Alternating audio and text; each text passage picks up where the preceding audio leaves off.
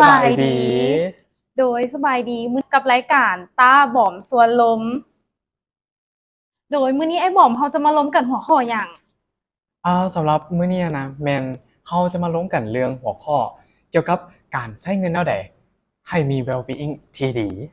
น่าสนใจหลายแล้วเราจะใช้เงินแนวใดให้มันมี well-being ในยุคของเราที่ว่าเงินเดือนพื้นฐานของคนลาวนี่นะมีแต่ล้านสองหาล้านห้าไอ้มีวิธีบริหารเงินของตัวเองแนวใดจึงจะมี well-being สำหรับวิธีของอ้ายเนาะอ้ายจะแบ่งออกเป็น2วิธีนั่นก็คืออ้ายจะแบ่งเงินที่จำเป็นต้องใช้และเงินที่อยากซื้อตาฮู้บ่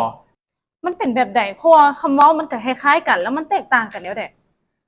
คือจังซี่อ้ายได้ยินมาว่าตานะแม่นมักซื้อน้ำปั่นแม่นบ่แม่นโอเคตามักซื้อน้ำปั่นเนาะแล้วให้สมมุติว่าถ้าเป็นหยังตาคือมักน้ำปั่น เพราะว่าเรารู้สึกว่าเวลากินแล้วแบบมันหิวใจเวลาเรามีเรื่องหยังคิดหลายนะเรากินแล้วแบบเรามีความสุขอะนะมันให้ความรู้สึกดีต่อกับตัวเองถึงเราจะรู้ว่าแบบกินไปมันอาจจะส่งผลกระทบต่อสุขภาพของเราก็ยาแต่ว่าเรากินไปแล้วเรารู้สึกดีแค่นั้นแหละตาซื้อน้ำปั่นย้อนว่ามันเฮ็ดให้ตารู้สึกดีแม่นบ่แม่นโอเคแล้วอ้ายสิถามอีกเทื่อหนึงเด้อถ้าสมมุติว่าในโลกนี้หันนะบ่มีน้ำปั่นเลยในโลกนี้บ่มีผู้ใดที่สร้างน้ำปั่นหรือว่าสร้างนมไข่มุกขึ้นมาแล้วอ้ายอยากถามอีกเทื่อหนึงว่าตานะสิอยู่ได้แนวใดคิดว่าคันเราบ่กินน้ำปั่นมื้อนึงก็น่าจะอยู่ได้เด้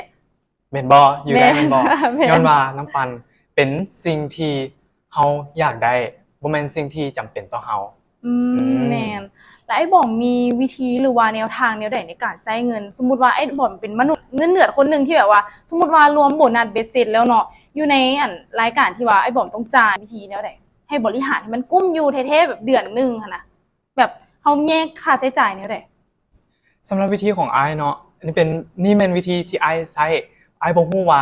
ตาใช้หรือว่าคนอื่นใช้หรือบ่แต่ว่าอ้ายนะแบ่งออกเป็น4ส่วนตาเคยใช้บ่เอาส่วนหลายแบ่งออกเป็น2ส่วนแบ่งออกเป็น2ส่วนแม่นบ่แต่สำหรับอ้ายมันแบ่งออกเป็น4ส่วนเด้อก็อ้ายจะเล่าให้ฟังส่วนที่1แม่นส่วนที่เป็นสิ่งที่เราใช้จ่ายในชีวิตประจำวันสิ่งที่เราใช้จ่ายในสิ่งที่จำเป็นอีหลีบ่ว่าจะเป็นใช้จ่ายในปัจจัยทั้ง4ส่วนที่2แม่นจะใช้จ่ายในเรื่องการ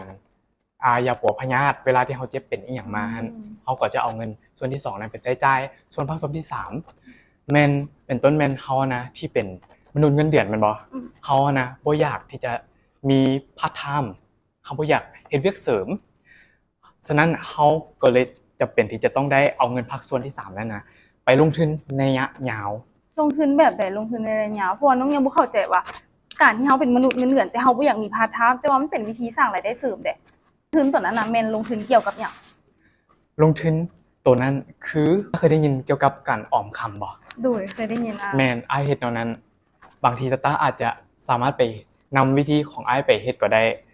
เวลาที่เฮาออมคำเฮาก็จะได้เงินที่ได้จากการลงทุนนั้นแม่นเพราะมันจะเป็นเงิน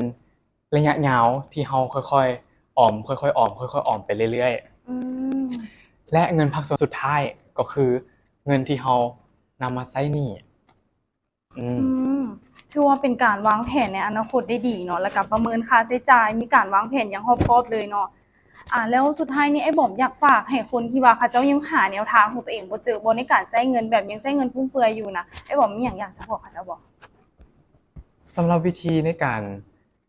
ใช้จ่ายเงินบ่ให้ฟุ่มเฟือยเนาะ1แม่นเราต้องเริ่มต้นด้วยตัวของเราเองก่อนแม่นเวลาที่เราเริ่มต้นด้วยตัวของเราเองเราจะรู้ว่าสิ่งที่เราจะซื้อหรือสิ่งที่เราหรือสิ่งที่มันจำเป็นต่อชีวิตของเรานั้นแม่นมีหยังแหน่บ่แม่นว่าเราเห็นสิ่งหนึ่งที่มันน่าสนใจแล้วเราก็จะกดซื้อบ่แม่นเราบ่เฮ็ดจังซั่นแต่เราต้องเลือกสิ่งที่มันจำเป็นอีหลีต่อตัวเราอ้ายเชื่อว่าตาต้องเฮ็ดได้ โดยเดี๋ยวน้องความคิดของไอ้บอมไปพิจารณาแล้วก็ไปนำใช้แล้วก็ปรับเปลี่ยนนิสัยกินน้ำปั่นเนาะโดย อืม โดยมาฮอดนี้รายการของเราได้สิ้นสุดแล้วเนาะเพราะว่าเราเป็นเพียงการแลกเปลี่ยนสั้นๆในมื้อนี้เพราะว่าไอ้บอมแล้วก็บ่ได้มีเวลาหลายแต่ว่าเราเสียสละเวลามาแลกเปลี่ยนทริกเล็กๆน้อยๆให้เราได้ฟังว่าการใช้เงินของเราถ้าว่าเราเป็นมนุษย์เงินเดือนคนหนึงเรามีวิธีจัดการเงินของตัวเองแนวใดสุดท้ายนี้ข้าพเจ้าขอขอบใจทุกท่านที่ว่าได้มารับฟังนำพวกเราถ้าว่าผิดพลาดประการใดขอโทษขออภัยไว้ณที่นี้ด้วยขอขอบใจ ขอบใจ